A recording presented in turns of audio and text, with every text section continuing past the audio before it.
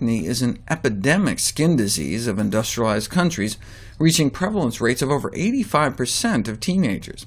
In the U.S., acne nowadays persists even after adolescence into the third decade of life in nearly half of men and women.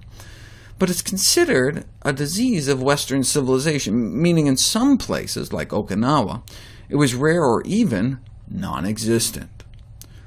In this regard, most common acne is not some physiological phenomenon of puberty, but may represent a visible risk indicator pointing to aberrant nutrient signaling promoting chronic epidemic diseases of civilization. This is what they mean. The dairy, junk foods, meat, and egg proteins in Western diets all conspire to raise the activity of the enzyme TOR, contributing to acne and obesity. So using diet to suppress TOR may not only improve acne, but may prevent the march to more serious chronic TOR-driven diseases of civilization. So the excessive TOR stimulation induced by the standard American diet may first just manifest as premature puberty and acne, but then may contribute to obesity and diabetes, cancer, and Alzheimer's. A lot of this is relatively new. Until recently, for example, only a weak association has been accepted for the role of milk and dairy products in acne formation, but there is now substantial evidence supporting the effects of milk and dairy products as enhancers of acne aggravation. Milk is not just food, but appears to represent a most sophisticated hormone signaling system activating TOR, which is of critical concern given that TOR is recognized as a fundamental driving force for a number of diseases. But if milk is naturally supposed to stimulate TOR, why the problem? Because we're drinking milk from the wrong species. Cow's milk is designed for calves.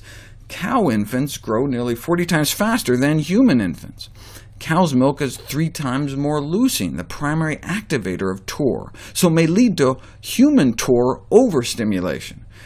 It's like where they do experiments giving donkey milk to rats to see what happens. It makes no sense.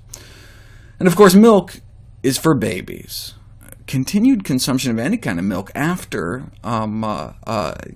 childhood, during adolescence and adulthood, is something that never really happened naturally and may have long-term adverse effects on human health.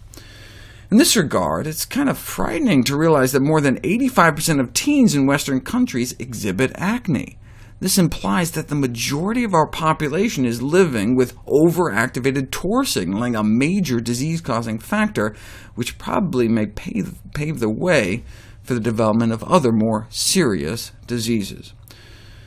A history of acne has been associated with breast cancer risk in women, for example, and prostate cancer in men. So, early dietary counseling of teenage acne patients is thus a great opportunity for dermatology, which will not only help to improve acne, but may reduce the long-term adverse effects of Western diet on more serious TOR-driven diseases. So, just like urologists use erectile dysfunction as an opportunity to save lives by putting people on heart-healthy diets, dermatologists can use acne as a way to save lives by putting people on a cancer prevention diet. So, how do you turn acne on and off via dietary manipulation of TOR? A comprehensive dietary strategy to treat acne can only be achieved by higher consumption of vegetables and fruits, given preliminary evidence for the effectiveness of natural plant-derived TOR inhibitors in the treatment of acne, and the reduction of animal-derived food.